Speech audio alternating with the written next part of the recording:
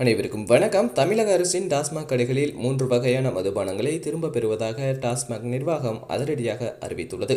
மேலும் வரையறுக்கப்பட்ட அளவுக்கு மீறி அல்லது குறைவாக இந்த மதுபானங்களில் ஆல்கஹால் இருந்ததால் குடிக்கும் போது போதை ஏறுவதில்லை என்றும் எவ்வளவு மது அருந்தினாலும் சப்பென்று இருப்பதாக மது பிரியர்கள் ஆதங்கங்களை தெரிவித்துள்ளனர். அதனால்தான் இந்த நடவடிக்கை எடுக்கப்பட்டதாக தகவல் வெளியாகியுள்ளது.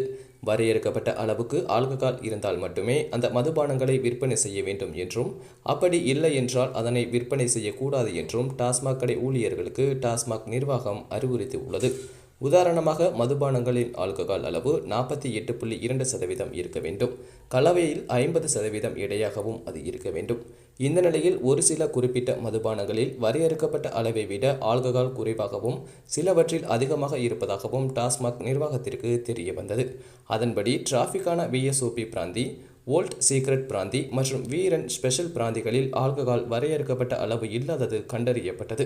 இதனையடுத்து டிராஃபிக்கான VSOP பிராந்தி, ஓல்ட் சீக்ரெட் பிராந்தி மற்றும் வீரன் ஸ்பெஷல் பிராந்தி ஆகிய 3 வகையான மதுபானங்களையும் விற்க வேண்டாம் என்றும் அவற்றை திருப்பி அனுப்புமாறும் டாஸ்மாக் கடைகளுக்கு சுற்றறிக்கைகள் அனுப்பப்பட்டு உள்ளதாக தகவல் வெளியாகியுள்ளது.